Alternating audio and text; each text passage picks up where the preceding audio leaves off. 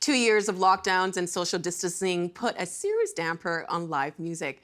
But concerts and club venues that went silent in that time are back. And music made during the downtime just keeps coming. With us now on how music helped us during the pandemic and what it can do for us as we come out of it, in Hamilton, Ontario, Laurel Trainor, director of the McMaster Institute for Music and the Mind, and a professor of psychology, neuroscience, and behavior at McMaster University.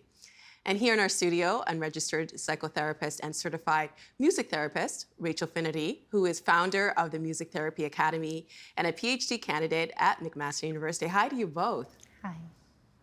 Hi, thanks for having us. Thank you so much for coming on.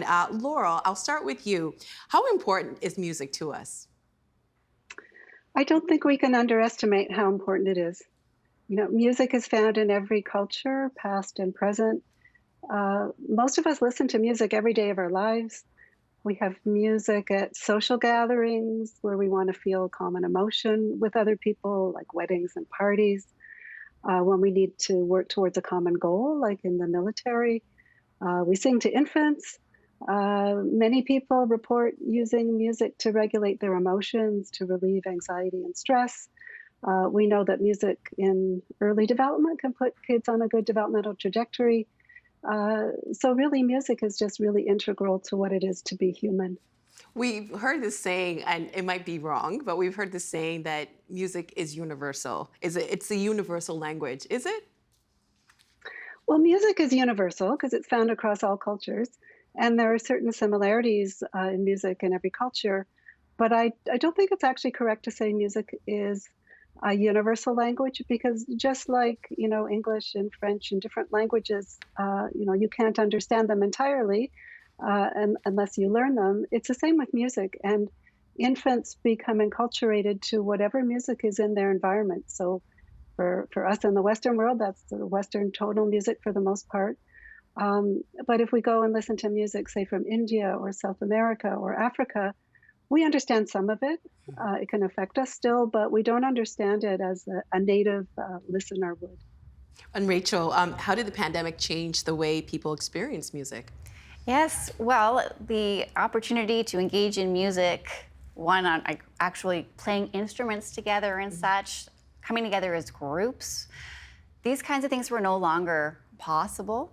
And so we saw a real pivot in how people were engaging in music, such as online engagement. So music lessons happening online, music therapy sessions happening online, musicians coming together and finding new ways to create music through online platforms. So a real shift in how we think about collectively engaging in music. And the innovation that we had, right? Absolutely. Well, you conduct your research in the Department of Psychology, Neuroscience, and Behavior at McMaster. What led you to your research? Yes, as a music therapist, recognizing the impact that music therapy can have on so many different diagnoses, on all different age groups, in order to really advocate for seeing music therapy in more healthcare platforms, we need more research, more evidence-based research in order to advocate for that.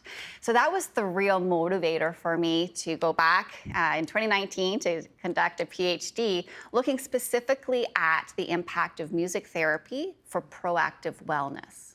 What does that mean?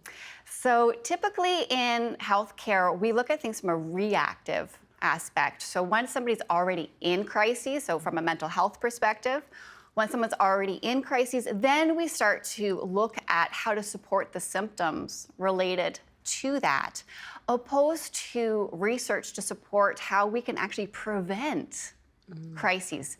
And music is such an incredible way to help balance and to prevent crises and to manage our well-being and prevent crises. So that's the real shift, looking at things proactively.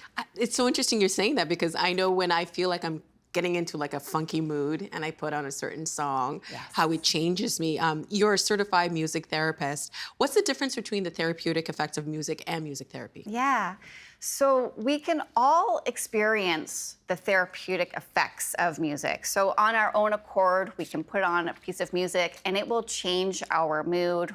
It can help us embrace feeling sadness. It can help us embrace anger. It can shift us from a place that we don't want to be into a more positive place, or can help elevate a positive mood at a party, for example. These are all therapeutic. Attending a concert can feel therapeutic. Dancing to music can feel therapeutic. So all of these activities are done without the facilitation of a healthcare practitioner. Once a healthcare practitioner, a music therapist, is facilitating the process, this is music therapy. I'm just thinking, I don't know about you both, but I used to have like a breakup mixtape. Yeah. So I would have the songs that would make me sad, and then I would have like Khalees, I Hate You So Much, like the anger that facilitate the anger, because you got to go through it to get to the other side. 100%. But I didn't realize this is something that actually has to do with your brain. Laurel, would you explain what happens to our brain when we do hear music? Yeah, well, music actually seems to get into pretty much every part of the brain. So obviously we use our auditory system to hear it, and we use cognitive systems to understand the patterns and make sense of them. But really importantly, music directly affects our limbic system, which has to do with our feeling of emotions. So for example, music that really moves people will actually affect areas of the brain having to do with pleasure. So the same areas that get affected by food and sex and certain drugs, music actually can activate those areas of the brain. Music also gets to our motor system because the auditory system and the auditory areas, motor areas, are connected in the brain. So when you hear a rhythm, you often probably feel like you want to move along to it. And that's because it's activating motor areas of our brain. So I think it's quite powerful. And we know that in dementia, for example, when many areas of the brain are not functioning very well anymore, and people sometimes have lost language, they can no longer recognize their close relatives, they still react to music. So music has a way of getting into the brain. There's so many pathways by which it can get into the brain. That it's one of the earliest things that babies respond to, and it's one of the last things to go in dementia. Well, Rachel, how does that translate to the body or well-being when we do listen to music? Yes. When we listen to music, so if I could just maybe reference the proactive wellness study, where we collected measures of cortisol through a hair sample. And so after we had students participate in online group music therapy. And so as a measure to see how does engaging in online group music therapy affect physiologically, what's the physiological effect? And so we could actually measure this by taking a hair sample and then analyzing the cortisol, the average change in cortisol over the course of 6 weeks of engaging in online group music therapy.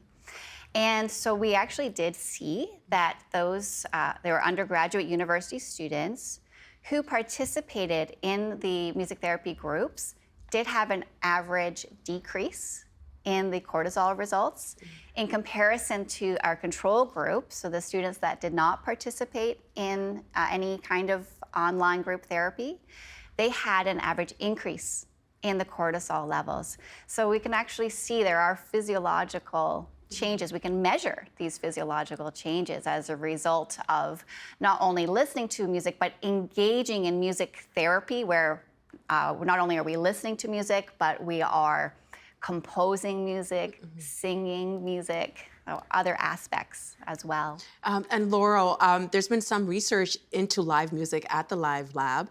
Would you explain a little bit about how that was set up? Yeah, so one of the interesting things that Rachel is describing is the effects music has on us as individuals. But music is usually performed in a group setting.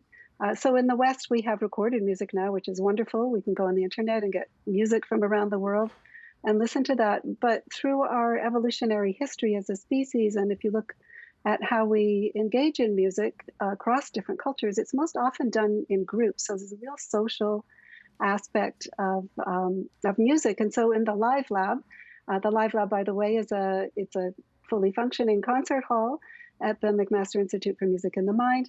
But it's also equipped with a bunch of systems that we can measure things in people as they're actually listening to a concert, or in musicians as they're performing.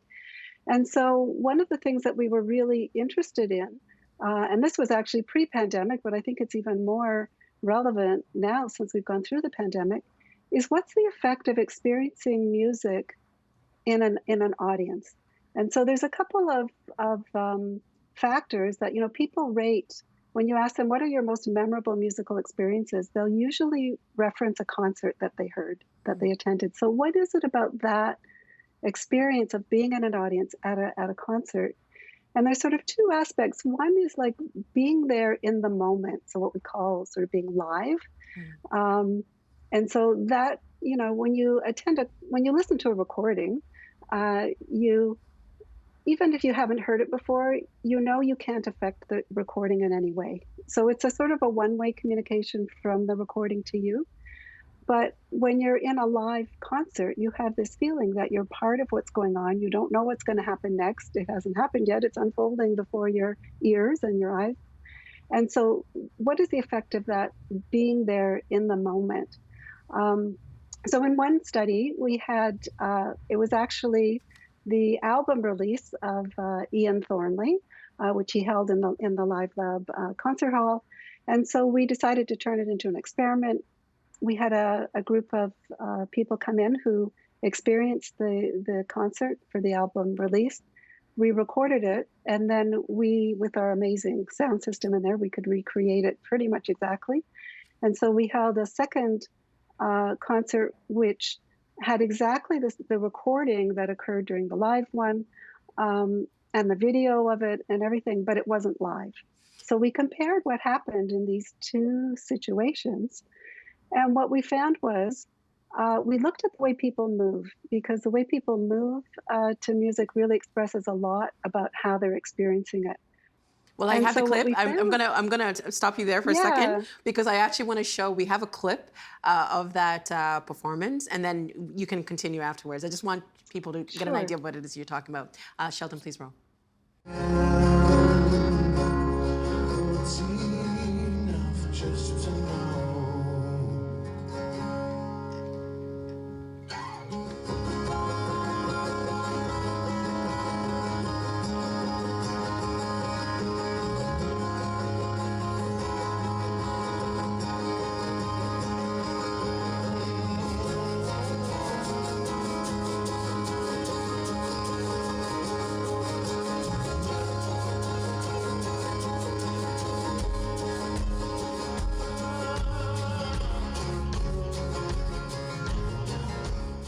That is so cool. Okay, explain to us what just happened because I was like Yeah. nodding my head and feeling a bit of goosebumps.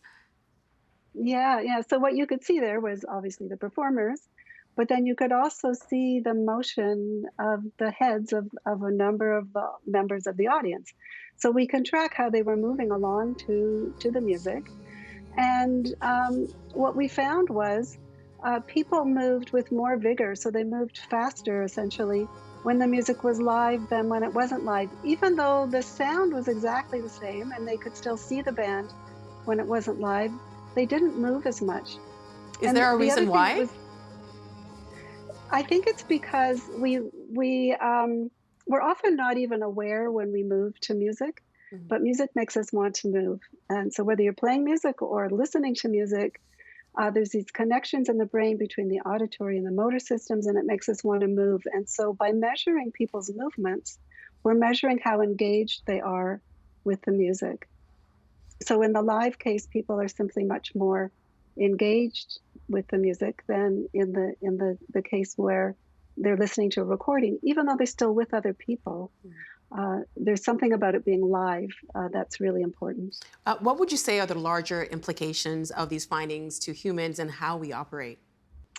Well, that's a big question. I think the first thing is that music is really important. Like it's something that people listen to every day, and as Rachel was describing, it's important for mood regulation, infant development, all kinds of things. So as we come out of the pandemic, we've missed so many things, and one of them is live music and the ability. We've tried over the internet to make music with other people. It's largely been by recording separate parts and putting them together. So people are really craving getting back to the experience of being able to make music with other people in real time together, experiencing moving with other people, and all of those things are so important. I might just add that the movement um, is actually really critical to a lot of the experiences, the social experiences that we have with music. I So when we Sorry, I was just going to say that my youngest is 9, and I still find myself at the grocery store swaying like I'm rocking when I did with my baby. And there's been research on movement together with babies. Could you talk a little bit about that? Like why I'm still swaying?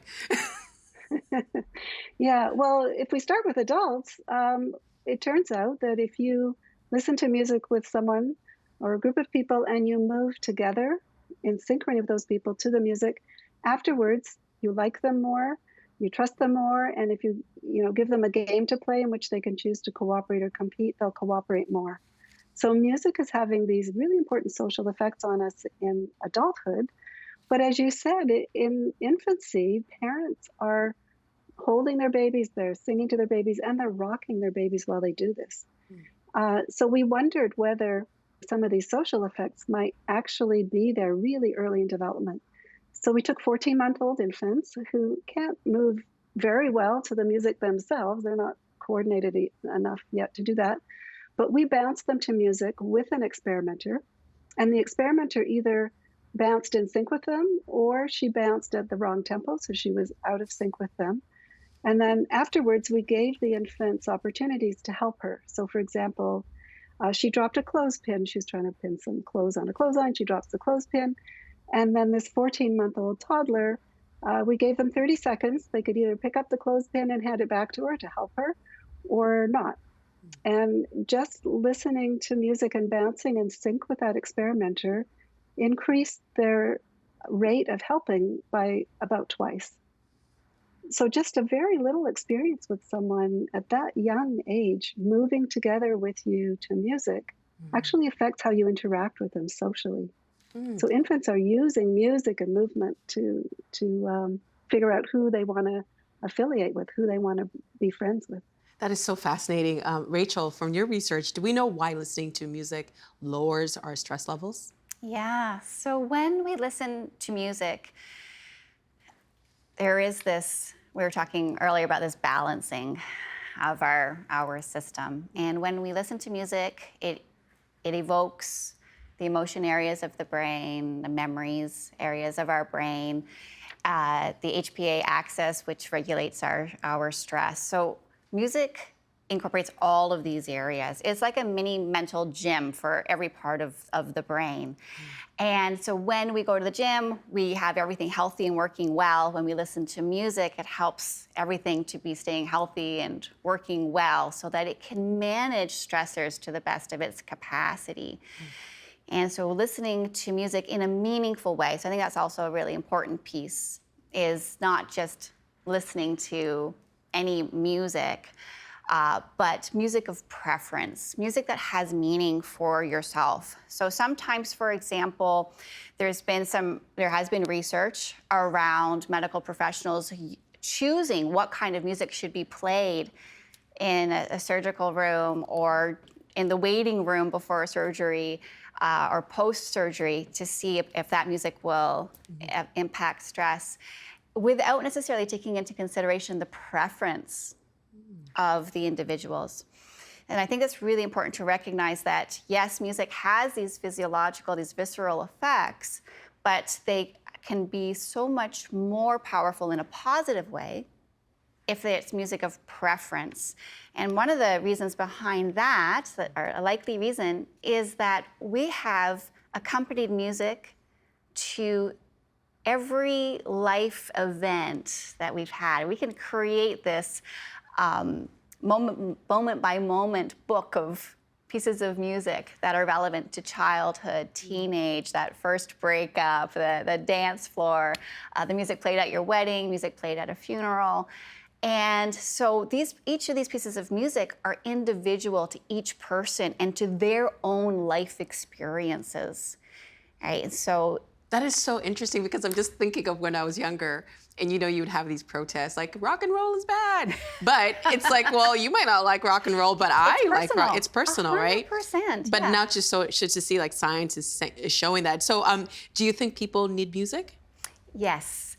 And not only because I am a music therapist and I have seen the amazing impact of engaging in music that facilitates healthcare goals, but also if we look historically back at the evolution of humankind, music has always been part and parcel of medicine, of health, of well-being, of survival, by helping people know who are your people, who's going to keep you safe, who's going to be part of moving forward in the best way possible. So music historically has played a role in physiological responses, in medicine, in mediating pain. So music was played during medical procedures way back when, and as well as to facilitate community. So we see that this is something that has been part and parcel from as far back as we know. Music has been there. So there has to be a reason for that. Like something doesn't just stick along for all of humankind without having some meaningful purpose. We only have a few minutes left, but I wanted to ask you both because this summer, one of the things that I'm excited to do is maybe go to a concert outdoors. But in the context of this research, as we head into the summer season of more live music, what do you think the experience will be like for people? Laura, I'll start with you. Oh, I think so many people are really eager to go and hear a live concert. Um, and I think, all these things we've been talking about the social bonding that takes place between people when they experience music together. When you go to a concert, well, some of our studies have actually shown that um, when people just listen to the music on their own, they may move to it, but when they listen with other people, they synchronize not only with the music, but with the people around them. And so that actually leads to these sort of feelings that you're part of a community, you're part of a social group. And so when people go, whether it's they're going to listen to their favorite band at their local bar, or they're going to a symphony concert, or, a big outdoor rock or folk festival, they'll feel this sense of community with the people that they're there with, and the music is really facilitating that. So that's the great thing that I see going forward with our getting back to live music. And Rachel? I think to add to that is, so we have the concerts for the general public and how that's going to help elevate mood and bring community more so together in this positive way and decrease this stress, right? So over the course of this 2 years, the amount of stress that has been experienced and the mental health issues that have become more and more recognized over these last 2 years, this will help to mediate that, but not only in public concerts, but also in long-term care centers as well as in schools, because music is going to be back in those venues also. Music therapists will be able to conduct, again, group music therapy sessions with individuals with dementia. And that is so important, going back to that piece of community, feeling like you're a part of something. And it really helps to manage the symptoms of dementia. Having music, again, in day programs with individuals with various disabilities, with mental health concerns, back in the schools is really going to help to facilitate, as Laurel mentioned, community, and also to help facilitate overall well-being and mental health. And I think some people might dismiss music as just, it's just a hobby, but you've both proven that it's not a hobby. We've got about 45 seconds. Why is music just not a hobby, Laura? Because it is important for infant development, it's important for socializing with other people, it's important for controlling our emotions. And as Rachel said, it has a deep evolutionary history for our race. And, so yes, music can be entertaining and we can have fun with music, but at the same time, it has all of these other functions that are just really important for us as humans. So any concerts you're going to? Well, I'll see you there. I'm inviting myself already. Thank you so much to you both. This was a really fascinating conversation, and we'll continue to follow your research. Thank you so much. Thank you. We appreciate it. Thank you. Yeah, thank you. The Agenda with Steve Paikin is made possible through generous philanthropic contributions from viewers like you.